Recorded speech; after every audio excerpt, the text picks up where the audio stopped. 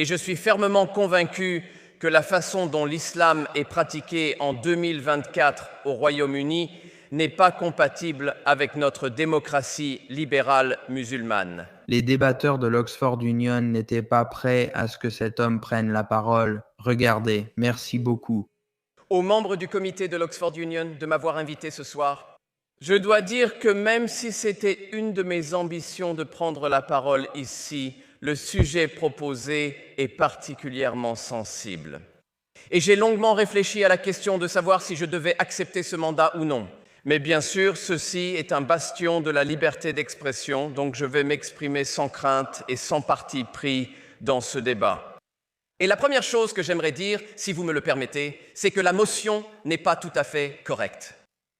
Je dis que la motion n'est pas correcte parce que je ne suis pas intéressé par un débat sur la compatibilité de l'islam avec la démocratie en théorie, ni sur le fait de savoir si cela a été compatible avec la démocratie dans le passé, ou si, par une sorte de genèse, cela pourrait être compatible à l'avenir.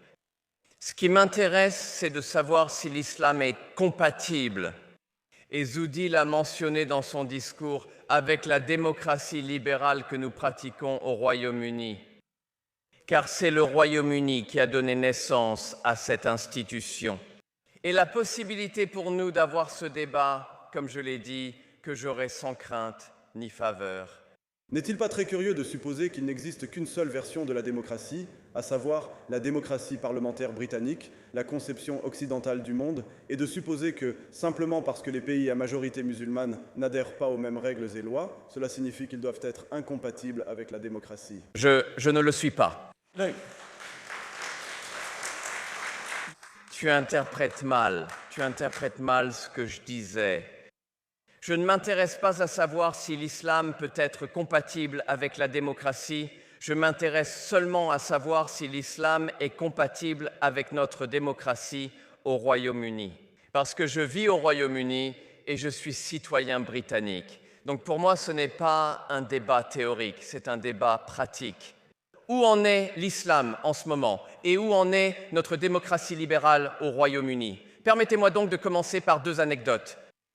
Il y a 2 ans, le doyen du Trinity College a défendu un jeune collègue lors de l'Evensong quand il a décrit Jésus comme étant transgenre. Et la blessure sur la poitrine de Jésus qu'il a reçue d'une lance romaine a été comparée à un vagin. Ce doyen occupe toujours son poste. Il a attiré un peu de réprobation publique à l'époque, mais cela s'est dissipé en 48 heures et il occupe toujours son poste au Trinity College de Cambridge. Comparez cela au sort de l'enseignant du lycée de Batley qui a diffusé quelques caricatures du prophète Mahomet, a été menacé de mort après avoir diffusé ces images, a été immédiatement suspendu de son poste par son école et vit toujours caché. C'est-à-dire qu'au Royaume-Uni moderne aujourd'hui, il se pourrait que l'islam puisse trouver un moyen d'être compatible avec la démocratie. Mais je ne trouve aucun signe de liberté d'expression dans la façon dont cet enseignant de lycée a été traité. La liberté d'expression, qui est la pierre angulaire de la Chambre dans laquelle je parle actuellement, est la pierre angulaire de la démocratie britannique. C'est totalement incompatible avec la démocratie. Ce professeur de lycée devrait encore se cacher, craignant pour sa vie au Royaume-Uni en 2024. Alors laissez-moi vous parler un peu de l'islam. Le Coran est la parole de Dieu. C'est la parole de Dieu écrite par le prophète Mohammed, telle qu'elle lui a été transmise par l'ange Gabriel. C'est la parole de Dieu. Elle ne peut pas être améliorée, elle est parfaite, et parce qu'elle est parfaite, elle ne comporte aucun défaut. Comparez cela franchement à la description absurde offerte par le doyen du Trinity College il y a 2 ans. Pouvez-vous imaginer, mesdames et messieurs, un instant le traitement que le doyen aurait reçu s'il avait décrit le prophète Mahomet en ces termes « Parole de Dieu est un déni de Dieu ». Donc je suis ici pour parler de la démocratie libérale et de sa compatibilité avec l'islam. Et je suis fermement d'avis que la façon dont l'islam est pratiqué en 2024 au Royaume-Uni n'est pas compatible avec notre démocratie libérale. De plus, et c'est là-dessus que je souhaite principalement me concentrer, la façon dont notre démocratie libérale a évolué a rendu le Royaume-Uni particulièrement vulnérable aux idéologies stridentes, incessantes, prosélytes et musclées. Et la raison pour laquelle je dis cela, c'est que même si c'est notre libéralisme qui nous a permis de penser au-delà du zénith de notre puissance et d'abolir l'esclavage, même si c'est notre libéralisme qui nous a poussés à abolir la propriété des esclaves, puis à lutter contre l'esclavage sur les mers au prix d'immenses sacrifices humains et financiers pour ce pays. C'est notre libéralisme qui a donné le droit de vote aux femmes. C'est notre libéralisme qui a promu les femmes et leur a donné une égalité de statut dans la société britannique. C'est sur notre libéralisme que notre démocratie a été fondée. Notre libéralisme, en ce moment, prend une mauvaise direction. Il est allé, non, je suis en train de parler, il est allé trop loin. Notre libéralisme. Et j'ai été intéressé d'entendre le débat entre le président actuel de l'Union et divers interlocuteurs avant que ce débat ne commence. Beaucoup de choses tournaient autour de ce que je considérerais comme la diversité, l'équité et l'inclusion. Beaucoup de discussions ont porté sur le racisme, notamment sur une femme photographiée, particulièrement offensée car musulmane. Pourquoi cela a-t-il joué un rôle dans la description de son offense? Bien sûr, elle pouvait être à juste titre offensée d'avoir été photographiée sans sa permission. Quoi ça là? Dans le chat? L'orateur Sean a mentionné que l'armée restait impliquée. Un membre de notre comité a été offensé par certains commentaires faits. Je suis sûr que l'orateur n'aura pas entendu cette plainte. Eh bien, je suis désolé si j'ai offensé quelqu'un. Je vais cesser de discuter de ce sujet. La diversité, l'égalité et l'inclusion sont l'erreur que notre libéralisme commet pour promouvoir les minorités au Royaume-Uni. Nous sommes désormais une société multiculturelle et afin d'apporter du réconfort à ces nouvelles cultures qui sont arrivées au Royaume-Uni, notre libéralisme discrimine désormais progressivement en leur faveur. La démocratie, qui est pour la majorité, a été reléguée au second plan au profit du libéralisme, qui est pour l'individu. Et ce que nous avons au Royaume-Uni, ne vous y trompez pas, ce n'est pas une société intégrée et stable. À travers la diversité, l'équité et l'inclusion et la promotion des minorités par-dessus tout, et si nécessaire, souvent au détriment de la majorité, nous avons créé des silos culturels. Et je ne parle pas seulement des musulmans, je parle aussi des hindous, je parle des différentes formes de musulmans et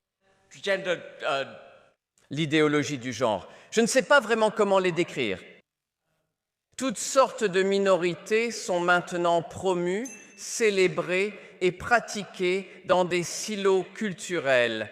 Et l'islam est le plus fort de ces silos. Et l'islam est une idéologie stridente et musclée.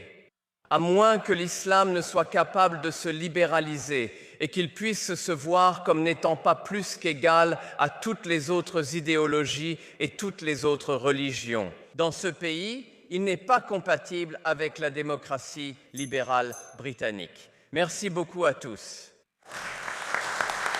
Travail absolument brillant de Ben Habib, quelqu'un qui est devenu une étoile montante dans la lutte contre l'islamisme. Vous pouvez consulter sa chaîne Ben Habib sur YouTube et vous pouvez le voir. J'ai l'impression que c'est assez évident.